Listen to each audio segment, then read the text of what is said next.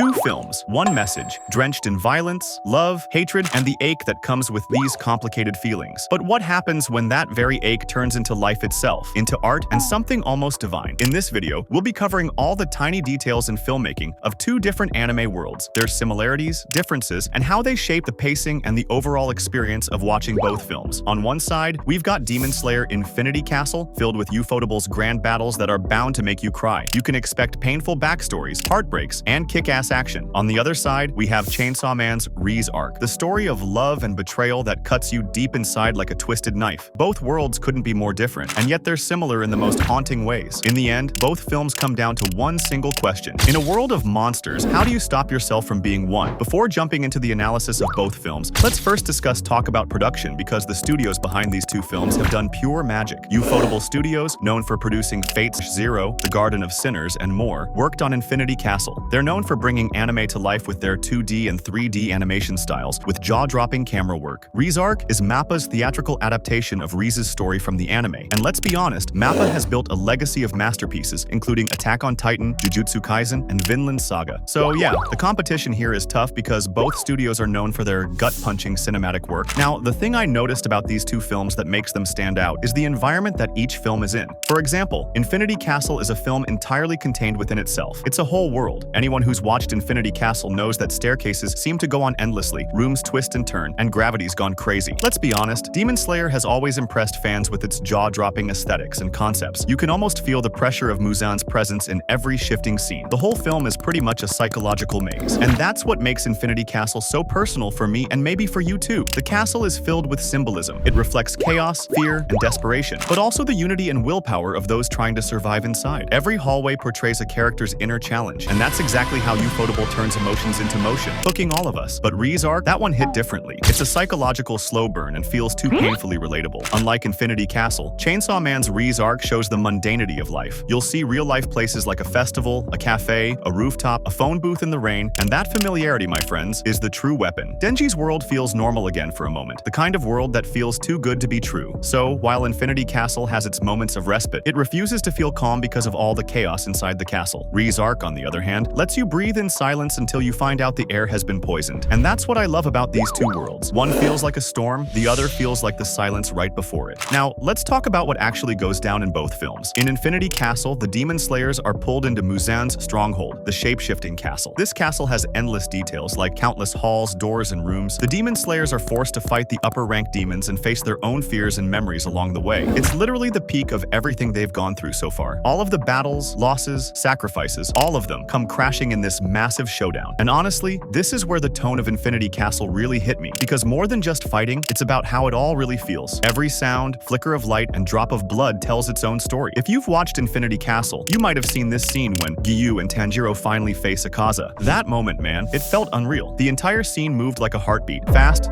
fast, and then slow again. It syncs perfectly with the fight's rhythm. And when it comes to the music, Demon Slayer makes you feel like you're a part of the battle itself. You feel like you're in the Taisho era of Japan. This era was marked by rich cultural developments, and you can clearly see the influence in Demon Slayer, from their clothing styles to the overall aesthetic of the anime. Now, in Reze Arc, Denji encounters Reze, a pretty girl in a cafe, under everyday lights, gentle rain, and small spaces. They build something soft and wholesome, but that's where Denji got fooled. She wasn't what she appeared to be. The secret she was holding for so long, all of it gets revealed before he even realizes what's happening. That's right, she was after Denji's heart. Everything about her was manipulation, but the fact that she wasn't entirely faking her feelings made us wish that maybe, just maybe, things could have been different and so much better. And that's exactly where the tone of the Reze Arc flips the script. Instead of bombastic battles, you start questioning the small details, the moments of betrayal, and all of the what-ifs. This brings us to the next two big questions. Where exactly do things take a turn, and what drives these characters to act a certain way? At first glance, these two arcs are worlds apart in how many characters they focus on. For instance, Infinity Castle is like the ultimate group test. All heroes and villains fight in fast-cut and overlapping scenes. You've got scenes like Tanjiro's grief, Nezuko's badass transformation, and all of the sacrifices that that the Hashiras made to get there. This arc needs more room to breathe, because it's telling the tale of multiple characters at once. But thanks to the ensemble storytelling, fans like us get to enjoy the tales of other characters rather than just the protagonist himself. It explores broad themes like redemption, legacy, and sacrifices from different perspectives. Even the consequences of victory are shared throughout the group in the film. It's pretty much like the final Avengers battle if you think about it, because each hero's story and sacrifice ultimately lead to victory. Contrary to Infinity Castle, Reze Arc simply zooms in tight on just two people, and we obviously know who they are: Denji, the heartbroken, and Reze, the heartbreaker. The film is focused on their messy feelings and dangerous secrets. It also speaks the powerful message about the consequences of oversharing and how opening up too quickly can leave you vulnerable, especially when love can be a trap. The intimacy between Denji and Reze becomes tragic as betrayal hits like a quiet knife instead of a loud explosion. When it comes to pacing and running time, Infinity Castle and Reze Arc are completely different, and that's why both films hit you different. The Infinity Castle arc takes its time to build up, like a slow burn that just grows bigger and bigger until boom, it explodes in an epic battle while also taking its time to breathe between the action. There are fights, but they aren't non-stop. For example, when Tanjiro fights Akaza, we don't get action right away. Before this big battle, there are emotional scenes like Tanjiro's family and his pain, which connect you deeper with the character. It also helps you feel the weight of everything that's happened so far. Because it's a feature film, Ufotable doesn't hesitate to let the story naturally tell itself, and it shows. Reze Arc is the opposite. It's fast and compact, no seconds are wasted. In fact, the story moves quickly from one emotional moment to the next without any breaks. The quiet scenes last just long enough to hit you hard on the mental. For example, before everything fell apart, Denji and Reze spent an evening sneaking into her school, where they shared a playful, skinny-dipping moment to swim in the outdoor pool. Just when the two briefly separate, an assassin contracted by the Soviet Union chases her onto the school's rooftop in the pouring rain. So, while the film doesn't have the luxury of having frequent action scenes, it still manages to keep you on the edge. Now that we've discussed how pacing shapes the emotional impact in both films, it's time to talk about how animation was used to convey their messages. Now, who are we kidding? We all know Ufotable and MAPPA are the two big studios that are capable of delivering the best when it comes to animation. Ufotable's Infinity Castle pulls you into three-dimensional camera movements with layered particle work and almost elegant battle sequences. The animators treat action scenes like choreography, and that's exactly why the battles in Demon Slayer hit just the spot. There's rhythm, repetition, and visual motifs. The story thrives on movement and the thrill of watching each fight composed like a dance. And if we're talking MAPPA's Reze Arc, its story is portrayed through the handheld camera movements that feel too real. It's shaky, with lens flares that mimic imperfect optics. For the characters, I've noticed one thing. All of them have detailed micro-expressions with every blink and twitch, allowing you to read their faces without much difficulty. If we're talking violence in the Reze Arc, it has a corporeal and sometimes even stomach-churning quality because of how deeply grounded it is in realistic body physics. That realism makes you believe as if the events are happening to someone you actually know. In Infinity Castle, when the two swords slash, you clearly see the dust in the air and drops of blood with every slash. Meanwhile, in Reze Arc, when Denji gets hit, the camera stays on details like a twitch in his cheek or rainwater dripping down his jacket. The cinematography of the two films is opposite of each other in terms of landscapes. Infinity Castle uses wide and balanced shots, while Reze Arc uses uneven framing. Sometimes characters appear at the edge of shop windows or neon lights, and sometimes even in half-hidden shadows. More than the visual spectacles, both films portray a strong message about cost, what a person or a world pays for a future. Infinity Castle is filled with themes of salvation and legacy. The Demon Slayer Corps isn't fighting just for survival, they're fighting for their loved ones. The arc often puts a painful message. To save many, you may lose yourself. The entire aesthetic of the film revolves around epic moral testing. But again, that's exactly what makes Infinity Castle so addictive. On the other hand, Reze Arc dives deep into themes of intimacy and the cost of putting your 100% trust into someone. It's an argument about how easily real can be manufactured and how quickly human beings can turn into weapons. Trust is the line the film wants to test. When this line is crossed, only one question remains. How far are you willing to go until you break? Back to Infinity Castle, it asks who deserves to live next as it frames its villains and heroes not only as fighters but as inheritors of pain. Its final fight is built on the power your memory gives you. And tell you what, those memories aren't always beautiful. This difference between the two films makes each stand out in its own way. In Infinity Castle, grief becomes a rallying cry. In Reze Arc, grief becomes a question with no answer. Now, we have all experienced different things while watching both of these films, and when it ends, what stays with you? If I'm being honest, Infinity Castle left me with a feeling of exhaustion and relief at the same time. The big explosive scenes make you experience various kinds of emotions, including anger, amazement, and even a shared feeling of release. I mean, all these years, Demon Slayer has shown us so much pain, sacrifice, and growth. So these kinds of memories linger with fans for a long time. It's almost like you're piecing the story together. Reze Arc leaves a different impact on you. It's quiet, sharp, and more relatable. Who hasn't been betrayed at least once in their life? After watching this film, you're going to have second thoughts on love and affection. The film's power lies in that theme after all. To add to that, many fan pages have been posting endless theories about what's coming next for the characters and remixed fight scenes compilations. This story invites loud and excited discussion because of its reach. Reze Arc nudges you towards self-reflection. You'll see quiet social media discussions asking questions regarding Reze's first suspicious act. It's easy to get caught up deciding if Ufotable's polished style or MAPPA's raw animation is better. But honestly, we won't be doing both films justice by asking these questions, because every choice in how these films look and feel is also a choice about what kind of story they want to tell. Ufotable's beautiful and flowing fight scenes scream that violence can be beautiful, while MAPPA's rougher and more intimate style shows us the reality of extreme violence. Which one feels more honest really depends on what you want to extract from a story. If you want more grandeur and the idea that suffering connects people, Infinity Castle delivers exactly that. And if you want more realistic and self-reflective themes, Chainsaw Man's Reze Arc perfectly portrays them. Also, think about what fans expect. Demon Slayer has always been about stunning visuals with its breathtaking techniques, the swords, the symbols of the sun and the moon. Meanwhile, Chainsaw Man has always been sharp and rough.